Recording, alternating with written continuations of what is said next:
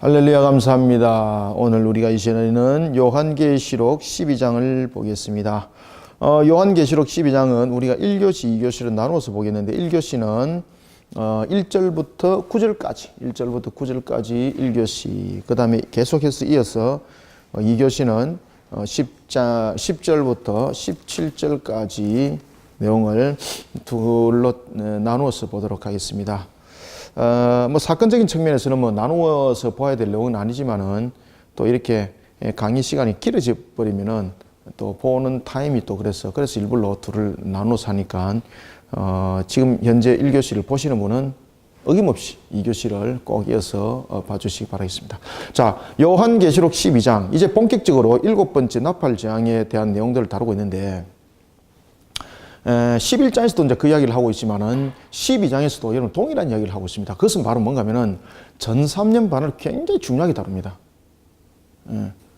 지금 오늘 이 내용들 여러분들 이제 아셔야 될 것은 오늘 이 내용 속에서도 보면은 이 내용이 7번째 나팔 재앙이 일어나서 사건이 지속적으로 전개되는 것을 말하고 있는가, 아니면은 그 사이에 전 3년 반, 후 3년 나눠지는 사이에 그 사건을 삽입해서 이 사건을 다루고 있는가라는 것을 봤을 때에 이것은 진행되는 과정이 아니라 삽입된 그런 장이라고 여러분 그렇게 보시는 것이 오히려 나을 것 같습니다. 왜냐하면 이 사건 자체가 전 3년 반 사건 다루고 있는 겁니다. 이게 후 3년 반 사건을 다루는 것이 아니라 특히 이제 12장에서도 이제 그런 내용들의 뉘앙스를 분명히 주고 있는데 12장에 보면은 여러분들 1260일에 관한 내용이 나타나지 않습니까?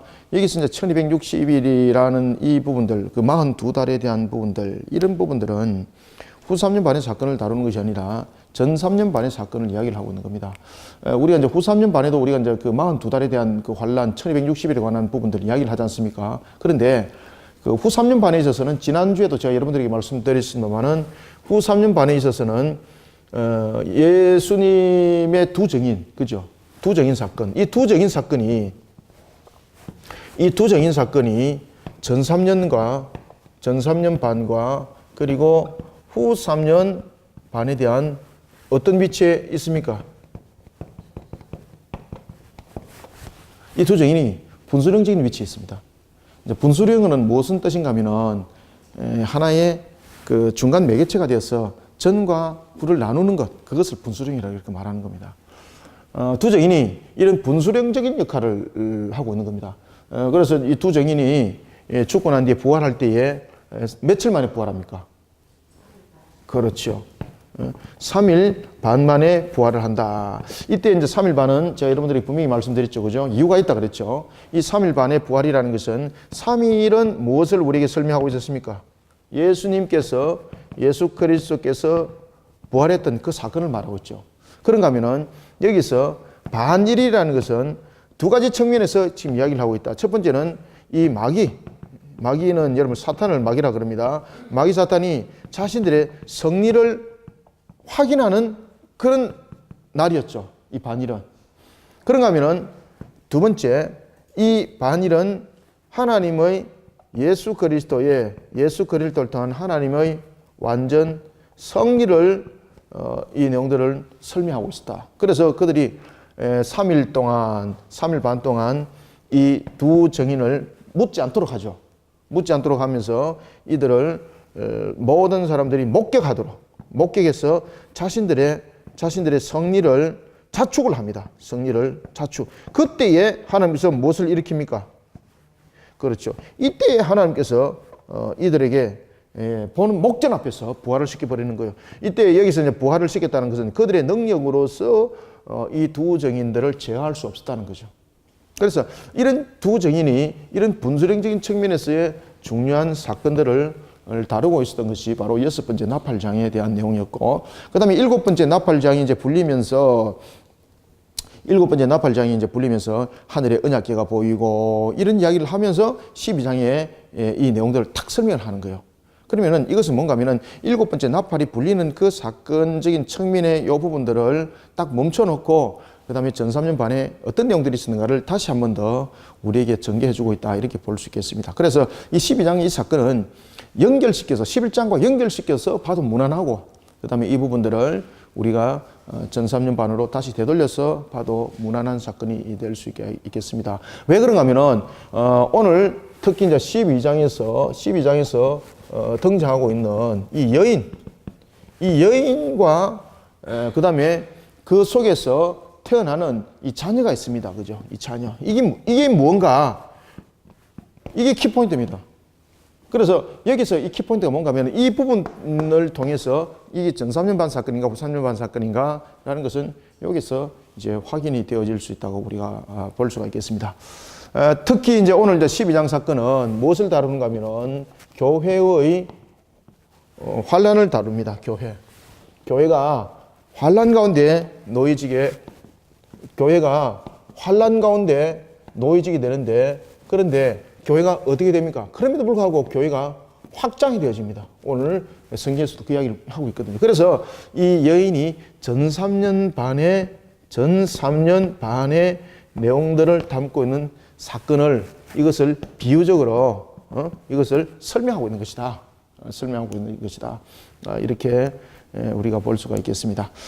자, 그러면은 우리가 오늘 이제 12장을 통해서 12장 먼저 1절부터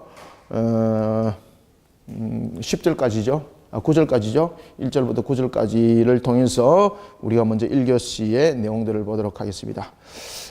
자, 먼저 한번 우리가 본문을 한번 읽어보겠습니다. 1절만 먼저 한번 읽어봅시다. 12장 1절 시작. 하늘에 큰 이적이 보이니 해를 옷 입은 한 여자가 있는데 그 발 아래에는 달이 있고 그 머리에는 12별의 관을 썼더라. 아멘. 자, 여기에서 보면은 두 가지 내용들을 설명을 하고 있는데, 두 가지 내용은 뭔가 하면은 하나는 해고 또 다른 하나는 달에 대해서 이 내용들을 다루고 있습니다.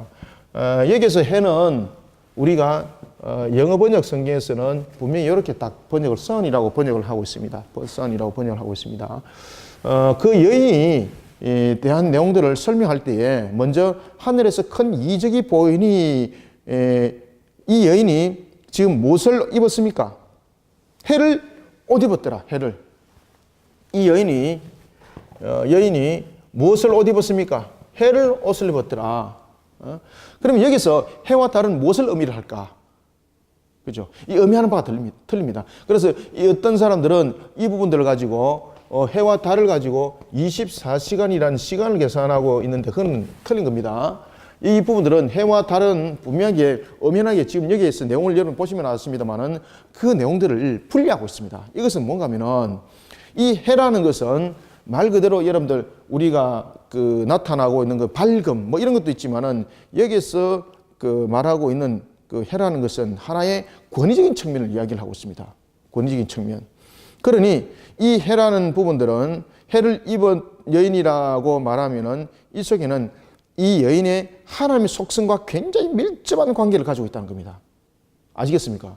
그래서 이게 잘못 해석하여서 이것을 어떤 사람들은 이 여인이, 그러니까 이 여인이 마리아다라고 말하지만은 완전히 X입니다. 완전히 X입니다. 이 여인이 해를 입었다라는 이 부분들은 하나님의 속성과 매우 긴밀한 관계를 가지고 있습니다. 긴밀한 관계. 하나님의 속성과 매우 긴밀한 그런 관계를 가지고 있고, 그러면 달은 이게 무엇인가? 달은 이것은 시간의 흐름을 우리에게 말을 하고 있습니다. 그러면은 이 여인은 역사 속에서 등장하는 하나의 형체라는 겁니다. 형체. 그러면은 이 여인은 결국은 무엇이라는 이야기입니까? 역사 속에서 등장하는, 역사 속에서 이 시간의 흐름이라는 것은 역사를 말하고 있거든요. 히스토리. 그죠? 역사 속에서 등장하는 하나님의 권세. 그것이 이 여인입니다. 여러분들, 우리가 역사 속에서 하나님의 권세를, 예수 그리스도의 사건 이후에 하나님의 권세를 드러내었던 그 내용들이 있다면 무엇이 있겠습니까? 에클레시아, 교회입니다. 교회. 이제 이유를 좀 아시겠습니까? 제가 지금 무슨 이야기를 하는지. 그래서 이 여인은 마리아가 아니라 누구를 이야기를 하고 있습니까? 교회. 하나님의 백성. 교회를 말하고 있다. 그러니 교회는 여러분들이 잘 아시는 것처럼 하나님의 속성을 담고 있죠. 그죠? 하나님의 뜻을 이루고자 하는 복음의 그런 저장고, 그리고 또한 주님의 사명을 감당하는 처소, 그런 측면에서 하나님의 속성을 담고 있고 그것이 역사 속에서 등장했죠. 그죠? 그래서 여인은 바로 이 두 가지를 번역을 잘 하셔야 됩니다. 아시겠습니까? 이것을 잘 번역을 하시면은 이 부분들은 어떻게 해석해야 되겠습니까? 역사 속에서 등장하는 하나님의 권세인데 역사 속에서 등장하는 하나님의 권세는 여러분 마리아 아니죠? 그죠? 그래서 마리아가 아니라 바로 무엇입니까? 예수 그리스도께서 이 땅 위에 무엇을 우리에게 세워주셨습니까? 교회를 세우시고, 그죠? 마가다락방 사건 아시죠? 마가다락방 사건. 그 다음에 우리의 교회의 머리가 누구세요? 그렇죠. 예수 그리스도. 그 속에 하나님의 권능, 하나님의 속성. 그러니까 교회는 말 그대로 하나님의 속성을 담아내는 곳이죠. 담아낸 곳이죠. 그래서 오늘 이 본문들은 이제 신약 시대에 태동할 바로 에클레시아, 교회를 말하는 거예요. 그래서 이 여인이 그 발에는 달이 있고라는 것은 역사 속에서 등장한다는 이야기죠. 그래서 역사 속에서 등장하는 교회를 설명합니다. 그리고 그 머리에는 무엇이 있더라? 그렇죠. 12관을 썼더라. 이게 여러분 12관을 썼다는 것은 두 가지 큰 의미를 상징하고 있습니다. 12별로서 된 그 관을 썼다 그랬죠. 12별의 관. 자, 12별. 그러면 이제 요한계시록에서 여러분 12 이러면은 우리가 이제 쉽게 말하면은 12사도라고도 볼 수가 있습니다만은 이 대체로 12이라는 것은 무엇을 이야기를 하고 있는가 하면 언약을 말합니다. 언약. 우리의 언약의 완성을 위해서 누가 오셨어요? 그렇죠. 바로 그 이야기입니다. 그래서 여기서 12별의 관이라는 것은 말 그대로 권세와 권위와 그런 부분이라고도 우리가 볼 수가 있지만은 이 12이라는 것이 중요한 것입니다. 그래서 이 12이라는 것은 뭔가 하면은 언약의 성취를 위한 것입니다. 근데 이 여인이 지금 이 여인이 무엇을 쓰고 있습니까? 머리에? 그렇죠. 그래서 이 여인이 머리에 12별의 관을 쓰고 있다는 이야기예요. 그러면은 이 여인은 하나님께서 언약을 실현하는 측면에서의 여인인 거죠. 여러분들, 하나님께서 언약을 실현하는 측면에서의 여인은 그러면 역사 속에서 무엇으로 등장했습니까? 하나님의 권세를 가지고 바로 복음을 가지고 있는 하나의 처소, 바로 교회입니다. 교회. 그래서 이런 것들을 종합적으로 다뤘을 때에 이 여인은 누구다? 교회다. 교회. 그래서 이 내용이 사건이 전 3년 반의 사건을 다루고 있다는 이야기입니다. 그래서 이 내용이 전 3년 반과 후 3년 반의 내용들을 우리가 함께 전목적으로 설명을 할 수도 있는데, 그런데 내용을 자세히 읽어보면요, 이것이 전 3년 반의 사건이라는 것을 알 수가 있습니다. 네, 1절 이제 이해가 가십니까? 이 문제 잘 풀으셔야 돼요. 그래서 혹시 오늘 결석하신 분들이 있으면은 이 녹화 내용들을 제가 뭐 필체는 별로 안 좋습니다만은 이것을 여러분이 거의 다 외우셔야 돼요. 이거는 이 기본적으로 요 형태를 외우셔야 돼요. 요 형태를. 그리고 또한 요한계시록 그 저희들 홈페이지에 들어오셔가지고 또한 유튜브에서 보시는 분들은 제가 이렇게 간추려 드리는 것들은 기본적인 신학적인 그런 관점 속에서 모든 것이 정립이 된 상태에서 제가 설명을 드리는 겁니다. 그러니까 이 부분들을 이탈하시면 안 됩니다. 이 부분들에 대해서. 그래서 이 부분들에서 이탈을 하다 보니까 엉뚱한 이야기를 하는 겁니다. 여인이 자기가 되고. 그래서 여러분 여자 가운데서 보면 메시아도 있고 예수 그리스도고 막 이런 소리 하죠. 그죠? 여기서 다 튀어나오는 겁니다. 여기서. 엉뚱한 소리 막 하는 겁니다. 그리고 심지어 이 여인을 가지고 마리아라고도 주장을 하기도 합니다. 얼마나 엉터리인지 이 내용들을 본문을 딱 풀어보면은 이 여인이 분명히 사람을 말하고 있지 않다는 것을 확연하게 알 수가 있는데 그런 엉뚱한 소리를 하고 있더라는 것입니다. 자, 그래서 2절에 보면은 이제 본격적으로 또 진행되는 바를 보겠는데 2절에 보면은 한번 읽어볼까요? 시작. 이 여자가 아이를 베어 해산하게 되며 아파서 애를 써며 부르짖더라. 아멘. 여기서 그러면 아이는 누굴까요, 여러분들요? 여기서 아이는 말 그대로 예수 그리스도입니다. 여기서. 그런데 여기서 이 여인이 예수 그리스도를 낳았다는 것은, 교회가 예수 그리스도를 낳았다는 것은 말이 안 되잖아요. 그죠? 그럼 이것은 어떻게 해석돼야 되는가? 그죠? 이 부분들을 말하면 뭔가 하면은 예수 그리스도의 복음입니다. 예수 그리스도의 복음. 이 여인이 해산을 하는 것은 무엇입니까? 그래서 전 3년 반에 교회가 복음의 확장을 이룬다는 이야기예요. 여인이 여러분 아이를 낳는 이유는 뭡니까? 여인이 아이를 낳는 것은 생산력이죠. 그죠? 생산력이고 확장이죠. 그래서 이 부분들을 우리가 전 3년 반에 일어나는, 여러분들 7년의 대환란이 있습니다. 우리가 7년의 환란이라는 것은 7년의 환란이 이렇게 전 3년 반과 후 3년 반으로 나눠지는데, 분명히 전 3년 반도 여러분 환란이죠. 그죠? 그러면은 환란에는 여러분 공통적으로 무엇이 있습니까? 고난이 있습니다. 고난. 그래서 전 3년 반에 고난이 있는 거죠. 그러면 이 내용은 무엇을 다루고 있는가 하면은, 이 여인의 사건은 무엇을 다루고 있는가 하면은 전 3년 반에 일어나는 이런 고난과 뿐만 아니라 전 3년 반과 후 3년 반의 특징이 있죠. 전 3년 반의 특징은 우리가 이제 잘 아는 것처럼 전 3년 반의 특징은 대회개 운동이 이 속에서 일어나게 되죠. 대회개. 그래서 이 속에서 복음이 확장되어지고, 그 다음에 후 3년 반에서는 어떤 사건이 일어납니까? 전 3년 반과 완전히 거꾸로 사건이 일어나죠. 그 고통으로 인해서 무엇이 일어납니까? 대배교 현상이 나타나죠. 그죠? 이 둘 다 여러분 고난 속에서 이런 사건들이 일어나는 겁니다. 고난 속에서 전 3년 반은 회개하고 돌아오게 하는 고난이고, 후 3년 반에는 여러분들 잘 아시는 것처럼 이게 알고가 쭉정이가 완전히 갈라지는 대배교 현상입니다. 그래서 교회 속에서도 보면은 배교 현상들이 일어나는 이유는, 배교라는 것은 교회 안에서 배교를 말하는 것이지 교회 밖에서 배교를 말하는 것 아닙니다. 그래서 이 배교는 뭔가 하면은요, 알곡과 이 쭉정이가 분명히 여기서 구분되는 것을 우리에게 설명하고 있습니다. 그것이 후 3년 반 사건 속에서 여러분들 일어나는 겁니다. 그렇기 때문에 오늘 본문에 보면은 여인이 아이를 낳았다는 것은 대배교가 아니죠. 이제 전 3년 반이라는 것을 이제 이해하시겠습니까? 그래서 제가 이제 이것을 7번째 나팔장을 이어서 볼 것인가? 그래 봐도 괜찮다. 그래 봐도 괜찮은데, 그렇지만은 이 12장 부분은 전 3년 반의 사건을 앞에 있는 것을 설명하는 삽입장이다. 이렇게 보시면 더 좋겠다. 제가 이제 신학적인 부분에서 그렇게 여러분들에게 추천을 해드리는 겁니다.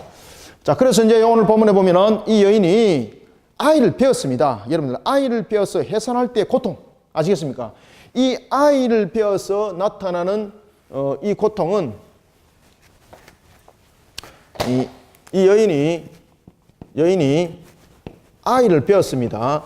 아이를 낳을 때에 여러분들 고통이 있습니까? 없습니까?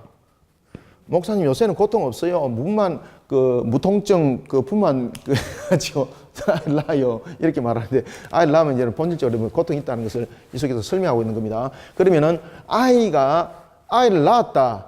아이를 낳음이라는 것은, 이 아이는 여러분 무엇을 말하고 있다고 그랬습니까? 그렇죠. 예수 그리스도. 그거 딱 적어 놓으십시오, 여러분들. 그러면은 이 여인은 무엇입니까? 자, 교회인데, 교회가 예수 그리스도를 낳을 수 있습니까? 낳을 수 없죠. 그러면은 이 부분들은 바로 무엇인가? 이 여인이 아이를 낳았다는 것은 예수 그리스도를 닮은 아이를 낳았다는 이야기지 않습니까? 그러면은 이 여인은 바로 뭔가 하면은 복음으로서 예수 그리스도의 복음이죠. 예수 그리스도의 복음을 통해서 계속해서 이 고난을 통해서 아이를 낳았다는 것은 하나의 예수 그리스도의 하나의 실체들이 만들어지는 거죠. 그죠? 그러면은 이것을 무엇을 우리에게 설명하고 있는가 하면은 교회의 탄생. 그러면 복음을 통해서 이 회개함을 통해서 택한 백성들이 돌아왔다 이 말입니다. 택한 백성. 이 내용들을 담고 있는 겁니다. 이 내용들을.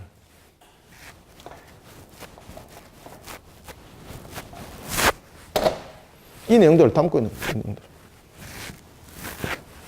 그래서 여인이 아이를 낳았다라는 것은 이 여인이 아이를 무엇으로 낳는가라는 것입니다. 무엇으로 낳았다는 이야기입니까? 그렇죠. 무슨 복음? 그렇죠. 예수 그리스도 복음, 예수 그리스도의 복음. 예수 그리스도의 복음으로서 아이를 낳으니까 그 아이는 누구를 닮습니까? 그렇죠. 예수 그리스도를 닮는 거죠. 그런데 아이를 낳을 때에 고통을 당한다는 거죠. 이것은 무엇을 말하고 있습니까?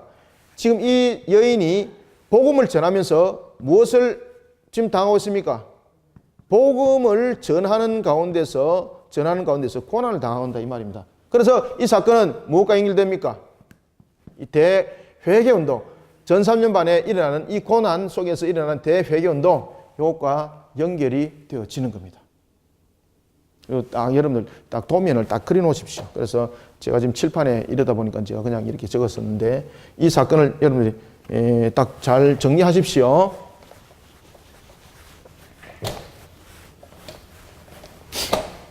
이 여인은 바로 이 내용의 사건과 밀접한 관계를 가지고 있다. 그러면은 이 여인이 아이를 낳았고 아이를 낳았을 때에 그 아이를 낳았을 때 무엇이 그 속에 주어졌다? 고통이 주어졌다. 그러면 이 아이는 예수 그리스도를 말하고 있는데 예수 그리스도를 낳을 수는 없는 거죠. 그러면은 이 여인이 나음이라는 것은 이 속에 무엇이 전파됐다는 이야기입니까? 이 여인이 복음을 전했다는 이야기죠. 그래서 복음이 전하는 실체, 이게 여인이 교회라는 이야기죠. 교회. 그러면 교회가 예수를 닮은 아이를 어떻게 낳습니까? 복음을 전해서 아이를 낳지 그렇게 낳는다는 이야기입니다. 그때에 이 당하는 고통은 바로 전 3년 반의 사건을 다루고 있다. 전 3년 반의 사건. 요한계시록 안 어렵죠, 그죠? 여기 보면 여러분들 제가 가르치는 대로 따라오면은 절대 요한계시록 안 어렵습니다. 제가 허튼 소리 하지 않습니다, 제가. 그래서 이 고통 속에서 일어나고 있는 이 내용들은 무엇입니까? 전 3년 반에 일어나는 대회개 운동을 말합니다. 그리고 이제 이 대회개 운동을 통해서 교회가 어떻게 되지요? 교회가 확장되는 거예요. 교회가 확장되는 거예요. 그러면 이 확장되는 것을 마귀가 가만두겠습니까? 예? 마귀가 가만두겠습니까? 교회가 확장되면서 하나님의 택한 백성의 그 수가 속히 채워지면은 자기 시간과 자기 세상은 끝나는데, 그러면은 마귀가 어떻게 해야 될까요? 이 여인을 더욱더 강력하게 공격을 해야 되는 거예요. 아시겠습니까? 그러면 이 여인이 강력하게 공격을 받게 되면은 마귀의 그 공격력을 스스로 지킬 수 있는 능력이 없습니다. 그러면은 어떻게 되는가? 우리는 그냥 무너지고 마는가? 그래서 오늘 보시면은요, 하나님께서 보존하십니다. 그때에 이 여인을 공격하는 마귀의 세력이 어떤 세력인가 이제 3절에서 설명하는 거예요. 그래서 1절에는 교회라는 부분들을 전 3년 반에 일어나는 교회를 다루고 있고, 그 다음에 전 3년 반에 하나님의 택한 백성들을 어떻게 불러 모으는지를 설명하고 있는가 하면은, 그 다음에 3절에서는 무엇을 설명하고 있다? 이런 하나님의 교회를 마귀가 공격을 가한다는 것을 제 3절이 우리에게 설명을 해주고 있습니다. 칠판이 닦기가. 그래서 12별관 이런 부분들 여러분 잘 이해를 하셔야 됩니다. 자, 한번 우리가 3절을 3절 4절까지 한번 읽어봅시다. 자, 2절 시작. 하늘에 또 다른 이적이 보이니 보라. 자, 수도. 왜 하늘에서 또 다른 이적이 일어날까, 여러분들요? 여기서 왜 하늘에서 또 다른 이적이 일어날까? 이거 하고 계속 읽겠습니다. 왜 하늘에서 또 다른 이적이 여러분 일어나겠습니까? 여기서 하늘에서 또 다른 이적이라는 것은 바로 이 마귀의 발악입니다. 이게 마귀의 발악. 마귀의 역사 사건을 다루고 있습니다. 왜 여러분 마귀가 발악을 하겠습니까? 지금 마귀에 대해서 두 가지 사건을 다루고 있는데, 마귀는 어떤 존재인가? 그리고 이 대회개 운동들이 일어나는 측면에서 마귀는 지금 이 환경 속에서 어떤 역할을 하는가? 그 두 가지를 오늘 3절부터 4절에서 다루고 있습니다. 자, 3절 4절 다시 읽습니다. 시작. 하늘에 또 다른 이적이 보이니 보라, 한 큰 붉은 용이 있어 머리가 7이요 뿔이 10이라. 그 여러 머리에 7 왕관이 있는데 그 꼬리가 하늘의 별 3분의 1을 끌어다가 땅에 던지더라. 용이 해산하려는 여자 앞에서 그가 해산하면 그 아이를 어떻게 하리고 삼키고자 하더니. 아멘. 이제 이해가 갑니까? 이제 사건적인 측면에서 이해가 가시죠? 근데 여기서 이제 주요하게 여러분 보셔야 될 것은 하늘에서 또 다른 이적이 일어났는데 보니까 무슨 용이더라? 큰 붉은 용이더라. 그럼 여기서 마귀의 존재적인 측면에서 마귀가 큰 붉은 용이라는 겁니다. 큰 붉은 용. 큰 붉은 용인데 이 큰 붉은 용이 어떤 실체를 가지고 있는가 보십시오. 큰 붉은 용인데 머리에는 머리가 몇 개? 그렇죠. 큰 붉은 용인데 머리가 7개. 야, 이거 지금요. 머리가 7개. 그 다음에 머리에 뿔이 몇 개입니까? 머리가 7이고 머리에 뿔이 몇 개입니까? 그렇죠. 10개입니다. 10개. 그런데 이 붉은 뿔이 붉은 용의 머리가 7이고 뿔이 10개만 있는 것이 아니고 거기에다가 무엇이 있습니까? 머리에? 그렇죠. 왕관이 몇 개입니까? 그렇죠. 머리가 7개고 7개만 있는 것이 아니고 이 7머리 위에 왕관이 7이더라. 왕관이 7이더라. 그러면은 이 마귀가 하늘에서 또 다른 이적을 일으키는 그 마귀의 모습 속에서 우리가 쳐다봐야 될 것이 있습니다. 그것은 뭔가 하면은 열이라는 것은 여러분 우리가 말 그대로 충만한 부분들을 이야기를 하고 있고 7이라는 것은 일정 측면에서 완전이라는 부분들로서 우리에게 이야기를 하고 있습니다. 머리가 여러분 7이라는 것은 그가 가지고 있는 부분들이 강력함을 말하고 있습니다. 그래서 이 열과 7, 10뿔, 그 다음에 7머리, 그리고 또 그 위에 7 왕관을 그가 둘러쓰고 있다는 것은 강력함을 말하고 있습니다. 이 마귀의 이 세력이 어떻다는 이야기입니까? 아주 강력하다는 겁니다. 그래 이것을 우리가 이 교회가 이길 재간이 있겠습니까? 이길 재간이 없습니다. 지금 그 이야기를 다루고 있는 겁니다. 이해가시죠? 다룰 수 없다는 겁니다. 여기서 이 부분들에서 이 존재적인 측면에서 무엇을 말하고 있는가 하면은 강력한데 이 강력함은 우리의 어떤 능력으로서 교회 능력으로서 이길 수 없는 존재. 심지어 그가 어떤 정도의 존재인가 그가 이렇게 말합니다. 그래서 마귀는 여러분 보시면은 우리가 이단들이 보면은 이단들의 교리에 보면은 속이는 것이 있죠, 그죠? 그래서 자신들이 왜 속이냐 그러니까 이사야서에 그 내용이 있다고 그런 이야기를 하고 있습니다. 그런데 요한계시록 딱 들여다 보면은 그들이 본질적으로 마귀에 속한 자였다는 것을 알 수가 있습니다. 마귀가 보면은 머리는 이와 같은 존재인데 그런데 이 마귀가 무엇을 가지고 있다는 이야기입니까? 꼬리를 이야기를 하고 있습니다. 꼬리. 근데 고대 사회에서는 이 꼬리는 뭔가 하면요 머리와 반대되는 이야기거든요. 그러면은 머리는 우리로 하여금 지혜란지 이런 것들을 이야기를 한다면은 꼬리는 무엇을 의미를 하고 있습니까? 속이는 것. 잔꾀. 아시겠습니까? 무슨 잔꾀 이런 것들. 잔꾀 이런 것들로 가지고 상대를 속이는 것. 그런데 이 마귀가 강력한 능력을 가지고 지금 이 꼬리라는 것은 속이는 겁니다. 이 속이는 것을 통해서 별의 몇 분의 1, 별의 3분의 1을 그가 자기 수종으로 끌어들여 버렸다는 이야기입니다. 그러면 이제 성경에서 여러분 대체로 우리가 이제 이 속에서 이제 등장하는 별이라는 것은 일반적인 형체를 말하는 것이 아니라 이 별은 천사들을 말하고 있습니다. 천사. 그러면 여기서 이 왜 이제 별을 천사로 만들고 이야기를 하는가 하면은 천사의 수가 무수하다는 겁니다. 많다는 의미를 이 속에서 별이라는 것이 상징을 하고 있습니다. 상징. 이해가시죠? 그러면은 마귀가 천사를 한두 꼬들겠다는 것이 아니죠. 천사의 수가 여러분 엄청납니다. 이 별이라는 것은 우리가 여러분 하늘의 별, 하늘의 묵별이라고 말하면은 무한히 헤아릴 수 없는 수. 그죠? 여러분 우리가 이제 창세기 보면은 하나님께서 아브라함과 언약을 맺을 때에 묵별 이야기하죠. 네가 그 자손을 뭐가 같이 하늘의 묵별과 같이. 그다음에 우리가 바다에 뭐가 같이 그렇죠. 모래와 같이. 그 수를 헤아릴 수 없는 정도를 비유를 할 때에 별과 모래를 가지고 비유를 하더라는 거죠. 그럼 여기서 별의 3분의 1이라는 것은 천사의 수가 많다는 것을 우리에게 상징적으로 설명해 주고 있고 그 수의 3분의 1이 그 마귀의 유혹에 꼬여서 넘어갔다는 이야기입니다. 그래서 여러분들 우리가 첫째 곳곳에 보면은 이 악한 세력들이 활개를 치고 있는 것은요 그 타락한 3분의 1의 천사 그 수가 상당하다는 겁니다. 상당하다는 겁니다. 자, 그래서 오늘 본문에도 보면은 그 별표를 딱 치놓으세요. 4절. 그 꼬리가 하늘의 별 3분의 1을 끌어당겨라는 것은 속였다는 이야기죠. 속이는 것을 통해서 천사들을 자신의 수종으로 자신이 끌어당겼다는 이야기죠. 그래서 자신의 권세와 권위 아래. 그래서 이 머리와 뿔은 결국은 어떤 역할을 합니까? 이 천사들을 다스리는 역할들을 하는 거죠. 그러니까 자신이 스스로 지금 왕이 되는 거죠. 자신이 스스로 왕이 되는 거죠. 그러면서 그 꼬리가 3분의 1을 끌어당겨다가 어디에 던집니까?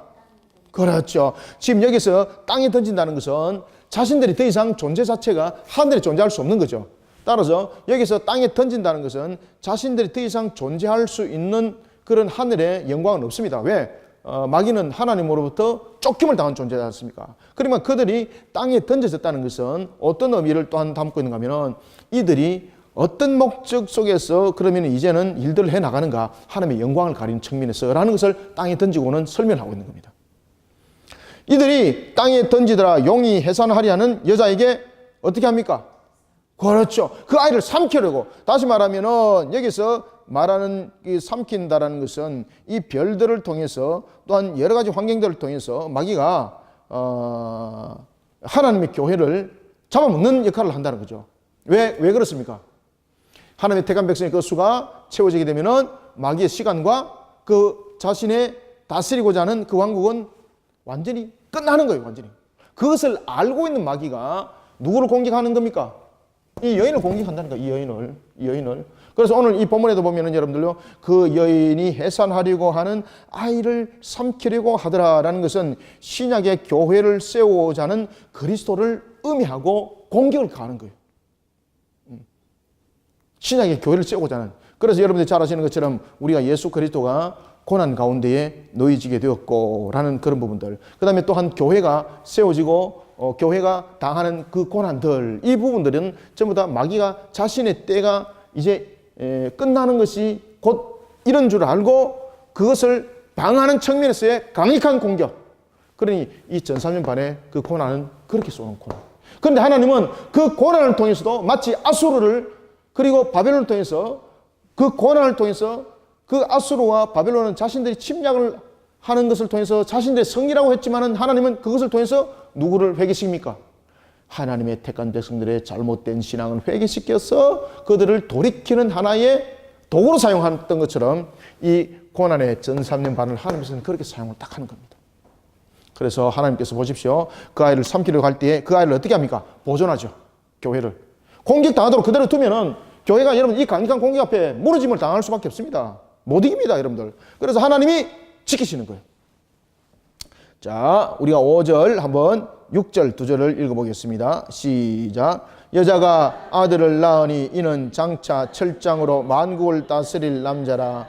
그 아이를 하나님 앞과 그 보좌 앞으로 올려가더라. 그 여자가 광야로 도망하며 거기서 1260일 동안 그를 양육하기 위하여 하나님께서 예비하신 곳에 있더라. 아멘. 어디에 있었다고요? 그렇죠. 예배한 곳에 있더라. 예배한 곳에. 그래서 이 부분들은 여러분들 복음이 전거되는 측면에서의 내용들을 다루기 때문에 이 대배교 현상적인 측면에서 후삼위 반응 사건을 다루시면 안 됩니다. 이치적으로 이론적으로 안 맞습니다. 문맥적으로 안 맞습니다. 오늘 이 본문들을 보면은 5절 여자가 아이를 낳으니 이는 장차 철장으로 만국을 다스릴 남자라. 이 예수 그리스도죠. 그죠? 그러면서 동시에 무엇을 설명합니까? 예수 그리스도를 통하여서 교회가 낳는 복음, 그 복음의 그 능력, 그 철장 권세죠, 그죠? 철장 권세죠. 그것을 함께 동시에 설명하고 있습니다. 그래서 예수 그리스도와 그리고 예수 그리스도의 복음, 이 두 가지를 함께 보셔야 되는 거예요. 그러면서 5절에 보면은 만국을 다스릴 남자라 그 아이를 하나님 앞과 그 보좌 앞에 올라가더라. 구약의 교회가 갈망하던 그 그리스도가 신약의 교회를 통해서 그 일들을 신약의 교회를 통해서 그 일들을 그리스도가 완수를 하고 성천하는 그 내용들을 담고 있습니다. 그래서 예수 그리스도와 그리고 예수 그리스도의 복음을 함께 보셔야 된다는 이야기예요. 그래서 철장고시에 대한 아이에 대한 내용은 자 그러면서 6절 보십시오. 그 여인이 어디로 갑니까? 그렇죠. 왜 광야로 도망갑니까, 여러분들요? 이 여인이 그 아이를 낳았기 때문에 마귀가 이 여인을 가만둘 수 없다. 그래서 그 여인이 도망갔다. 이렇게 보시면 안 됩니다. 이 여인은 계속해서 무엇을 이야기를 하고 있습니까? 교회입니다. 교회입니다.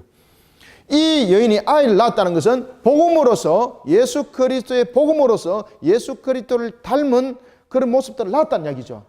그죠? 그래서 하나님의 택한 백성들을 회개케 하여서 돌이킨 사건을 지금 계속해서 이야기를 하고 있는 겁니다.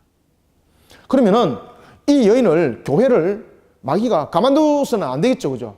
그래서 마귀가 집중적으로 공격을 할 때에 하나님께서 어떻게 한다는 이야기입니까? 오늘 6절에 보면은 그 여인을 1260일 동안 보호한다. 그래서 이 전 3년 반 사건, 이 사건을 다루는 겁니다. 전 3년 반 사건.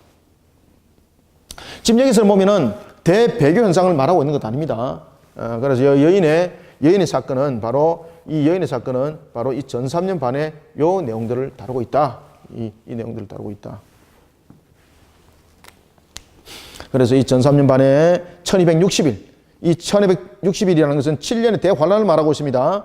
7년의 대환란 가운데서 하나님께서 보호하는 그런 신약의 교회, 전 3년 반 하나님께서 어떻게 보호하시는가? 양육을 함께 하십니다. 하나님께서 보호하시고 양육하시고. 그래서 이 세대주의적인 이 천연왕국을 가르치는 사람들은 예수님의 재림을 두 번으로 봅니다. 재림을 천연왕국에 대한 부분들을 통해서도 재림이고, 그리고 또한 그전에도 재림을 또 함께 이렇게 보고 있는데, 그 부분들에 대해서 의미가 전혀 없지는 않습니다. 전혀 없지는 않습니다. 그렇지만 우리는 그러한 견해는 따르지 않습니다. 오늘 이제 본문을 우리가 6절을 다시 한 번 더 읽고 이제 넘어가겠습니다. 시작. 그 여자가 광야로 도망하며 거기서 1260일 동안 그를 양육하기 위하여 하나님께서 예비한 곳이 있더라. 아멘. 예, 다시 말하면은 하나님께서 보호하고 그리고 양육하는 보호처가 있다는 이야기죠. 그죠? 그렇게 보호를. 그런가 하면 하나님께서 마치 노아의 방주가 우리가 1년 10일 동안 그가 안에 들어있으면서도 그 방주 안에서 그가 보존받았던 것처럼, 제가 늘 이야기하지 않습니까? 방주가 그저 비를 피하는 그런 역할로 여러분 보시면 안 된다. 왜? 물이 안 새는 것으로만 방주를 설명하면 안 된다. 왜? 물이 안 새다가도 파도에 의해서 그 방주는 디비지죠. 그죠? 물이 안 새더라도 물 안에 잠수해버리죠. 그죠? 그러면은 여러분들 안에서 대환란이 일어나는 겁니다. 그런데 놀랄 사실은 밖에서 대환란이 일어났는데 그 방주 안에 있는 짐승들과 노아의 8가족은 1년 10일 뒤에 문을 열고 나왔는데 단 한 명도 상함을 입은 자들이 없었습니다. 이거는 무엇을 말합니까? 환란 가운데 보호함이에요. 그래서 제가 저번에도 말씀드렸죠. 이 전 3년 반 이 사건들을 우리는 생각하면서 무엇을 항상 우리가 연결시켜야 됩니까? 방주 사건을 연결시켜야 됩니다. 방주 사건을. 창세기에. 창세기 방주 사건을 우리가 창세기 6장부터 이 9장 사이에 있는 이 방주 사건을 연결시켜야 됩니다. 여러분들. 그래서 우리가 전 3년 반에 보면은 하나님께서 이와 같이 방주를 보존하였던 것처럼, 그런 홍수의 대환란 속에서 방주를 보존하였던 것처럼 하나님께서 하나님의 교회를 어떻게 한다? 그렇게 보존한다는 얘기입니다. 보존한다. 보존한다.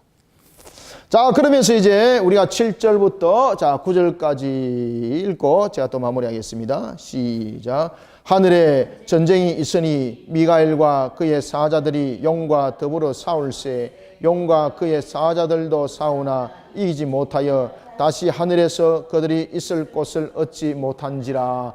큰 용이 내쫓기니 옛뱀 곧 마귀라고도 하고 사탄이라고도 하며 온 천하를 꿰는 자라. 그가 땅으로 내쫓기니 그의 사자들도 그와 함께 내쫓기니라. 아멘.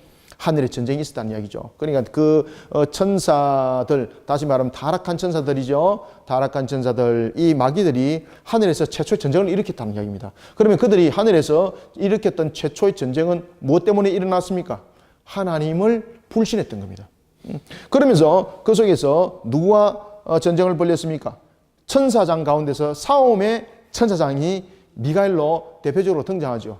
우리가 여러분 잘 아시는 것처럼 이제 다니엘서 보면은 미가엘, 가브리엘 이런 부분들이 등장하죠. 미가엘은 하나의 그 싸우는 천사장인가 하면은 가브리엘은 기쁜 소식을 전하는 그런 천사장, 이렇게 등장하는 것을 봤을 때에 미가엘은 전쟁의 천사장이라고 이렇게 보시면 되겠습니다. 다니엘서와 이렇게 비교를 해볼 때. 그래서 하늘에서 그런 천사장이었던 미가엘이 이 타락한 천사들과 그리고 이 마귀의 존재와 전쟁을 벌였습니다. 그가 바로 붉은 용이었는데 그와 싸워서 이들이 패전하죠. 그죠? 패전하죠. 이기지 못하더라. 8절. 이기지 못해서 그들은 어디서 영광을 찾지 못하고 쫓김을 당했습니까? 그렇죠. 하늘에서 영광을 찾지 못하고 결국은 그들에게 나타난 것이 쫓김이었습니다. 쫓김. 우리가 이제 7절부터 뒤에도 이제 보겠습니다만은 7절부터 이제 12절은 사탄이 지상에 내려와서 7년 동안 교회를 박해하게 된 그 원인과 배경을 지금 설명하고 있는 겁니다. 왜 그들이 교회를 박해할 수밖에 없는가 하면은 자신들의 그 영광의 보좌를 잃어버리게 된 거죠. 그러면 자신들의 존재적인 측면과 그리고 자신들의 거처가 없어지는 거죠. 그러면은 결국은 어떻게 해야 되는가 하면은 자신들이 스스로 하나의 거처의 터전을 만들어야 되고 자신들의 왕국을 만들어 가야 되는 거지 않습니까? 그러다 보니까 땅에는 누가 하나님을 대신해서 왕노릇 하고 있었습니까? 바로 첫 번째 아담이었던 그가 하나님의 형상으로서 왕노릇 하고 있었는데 그 형상의 왕노릇에 대한 부분들을 파괴를 시키는 거죠. 그것이 바로 이 꼬리, 이 속이는 것을 통해서 그 역할들을 감당했던 겁니다. 이 꼬리는 바로 하늘의 천사의 3분의 1을 꼬들겼던 그런 강력한 속임의 능력을 가지고 있는 그 비밀한 무기를 가지고 결국은 사람을 속였다는 이야기입니다. 그 내용들을 오늘 본문들이 다루고 있는 겁니다. 그러니 우리는 교회가 박해를 받는 이유는 결국은 마귀가 자신의 왕국을 세우기 위한 개념을 가지고 있는 거죠. 그러나 하나님의 택한 백성의 그 수가 채워지게 되면은 동시에 자신의 왕국은 끝나버리고 자신은 영원한 심판 속에 들어가니까 자신은 그것을 막기 위해서 발버둥을 치는 거죠. 그죠? 발버둥을 치는 거죠. 마치 종말이 없는 것처럼 만들어가야 되지 않습니까? 그러니 교회를 공격할 수밖에 없는 거죠. 교회라는 것은 기존적인 에클레시아도 있지만은 하나님의 택한 백성 가운데서 또 교회가 있는 거죠. 그러니 양쪽 질에 대한 부분들에 대해서 대환란이 여기서 일어나는 거예요. 대환란. 그런 속에 이제 전쟁들이 하늘에서 일어났던 전쟁들 그들이 이기지 못하여서 쫓김을 당했습니다. 그래서 그들이 영광을 찾기 위하여서 또한 땅 위에 자신의 영광의 틀을 마련하였고 그런 속에 하나님의 택한 백성의 그 계수가 차지 못하도록 계속해서 교회를 공격하고 그런 속에 자신들은 보존하더라는 것입니다. 그러니 여러분 우리가 종말에 극에 이를수록 교회들이 계속해서 세상 속에서 보면은 질타를 받죠. 그죠? 이런 부분들을 여러분 잘 직시하셔야 됩니다. 이것은 뭔가 하면은 교회 깨기입니다. 교회 깨기. 누가 그런 교회 깨기를 하겠습니까? 오늘 본문 내용 이대로입니다. 바로 마귀가 하나님의 교회를 공격하는 방법입니다. 그럴수록 우리는 하나님의 말씀으로 더욱더 경고히 우리가 세워지고 그런 속에 하나님의 사명을 감당하는 일에 더욱더 힘쓰는 바른 말씀의 신앙 속에 우리를 세워야만이 새하늘과 새 땅이 속히 실현이 되어진다는 것을 믿고 그 신앙 속에 우리의 교회를 바르게 보존하고 우리의 신앙을 바르게 보존하고 그리고 또한 우리가 회개 복음을 전하는 일에 사력을 다하는 그런 우리가 마지막 종말의 군사들이 되기를 소망합니다. 그리고 또한 그런 군사들이 되어야 되겠습니다. 자, 오늘 우리가 1교시는 이와 같이 9절까지 내용을 봐왔습니다. 계속해서 이어서 우리가 제2교시에서 10절부터 이 내용들을 함께 다룰 테니까 여러분들 계속해서 요한계시록을 시청해 주시면 감사하겠습니다.